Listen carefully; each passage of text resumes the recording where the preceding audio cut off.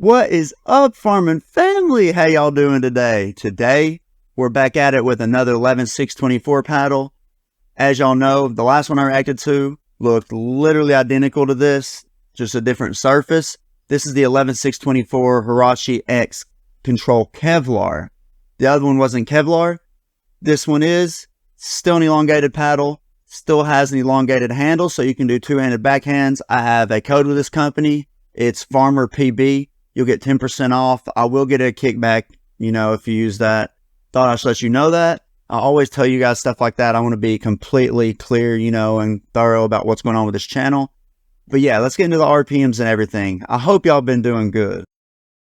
The pop, compared to these other Gen 2 raw carbon fiber paddles, is a lot less. This is one of the least poppy paddles that I've played with in terms of Gen 2 so far. There are others that are relatively close, but this one is definitely the softest.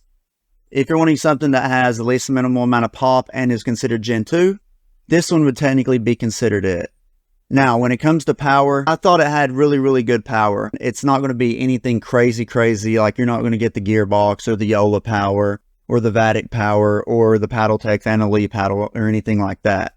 But it's got adequate amount of power to where you're going to be able to get your drives and everything with enough oomph that you're going to feel that, you're not going to be disappointed by any means. When it comes to the actual control of this paddle, if you heard what I said in the pop about how this being easily one of the softest Gen 2 paddles on the market right now, the control stacks up exactly the same. It is easily one of the easiest to control in terms of Gen 2 paddles. When you do your drops, your resets, blocks, your dinks, everything is going to be so smooth compared to everything else, especially if you're using the new Gen 3 Yolas, the Vatic Onis, and stuff that's super poppy and powerful like that. There's going to be no problems whatsoever in terms of control. That is one of the big shining points of this paddle, to be honest with you. When it comes to the spin of this paddle, it got 2018 RPMs. I feel like a parrot at this point. Anything over 1800 is going to provide the average player with enough spin that they're going to be able to do what they want to do. And this is over the 2000 threshold, so this is in the high tier of spin. But most people aren't going to be able to tell a drastic difference anywhere from 1800 to 2000. And also when testing these, there's the human elements involved. I'm the one literally doing these serves. So there's going to be a slight, variable when it comes to that. It's not like guaranteed set in stone. These are the RPM numbers.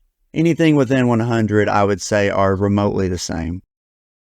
When it came to the swing weight of mine was 117. I'm going to repeat myself, 117. Okay, if you know anything about hybrid shaped paddles, most of the hybrid shaped paddles come anywhere from like 114 to 118. This is a 117 elongated paddle. Okay, most elongated paddles are 120 plus. 11SIX24 did a crazy good job on the swing weight. Remember how I said that the control was one of the shining aspects of this paddle? This is another one. Crazy light swing weight for an elongated paddle, and you can put two hands on it for easy two-hand backhands. And the overall weight of this paddle was 8.1 ounces. As you all know, I don't really care much about the overall weight, but it's not overly heavy either, just holding it in your hand. When it comes to the twist weight of this paddle was 6.39.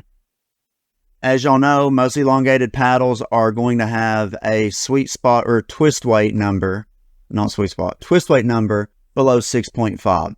This one literally falls in line with every other elongated paddle. So far, there have been very few paddles that have sort of broke the mold and had a crazy twist weight number for them being elongated, but this one is right on par with the rest of them. And in terms of sweet spot, it's got a pretty good, forgiving sweet spot for an elongated paddle. I do feel that the sweet spot is a little bit better than what the twist weight indicates. That's why when I said the number earlier, I had to correct myself and say ignore the sweet spot part. I did not mean to say that. But yeah, the sweet spot is definitely bigger than what the twist weight indicates. So in terms of sweet spots, you're not going to be griping or complaining or anything. And to be honest, most paddles you're only going to complain with a sweet spot are going to be like edgeless paddles and stuff like that. When it comes to value for your money, this is $149.99 without my discount code. This is like a no-brainer, okay? Easily good value for your money. If you want a Gen 2 paddle that is pretty plush, it's controllable, It's going in the exact opposite range that the Yolas and the Vatic Oni is. Vatic and Yola and them are like, okay, hold my beer. We're going to bring out some super powerful paddles. And 11SIX24 was like, okay, well, we're going to bring out a paddle that can reset those kind of paddles. And that's literally what this is. So yeah, I think it has a massive place on the market. I also think it's going to be beneficial for those players who are wanting to use a two-hand backhand. I am sort of going away from trying to use it. I'm doing a one-hand backhand drive, which feels really weird, but I'm trying to learn it from a couple of the tennis players in the area. I will learn it. But yeah, this is a great paddle. I have a feeling that if people want a more plush feeling Gen 2 paddle with a, handle long enough for two hands and a decent price, with a crazy good swing weight for an elongated paddle, this is it.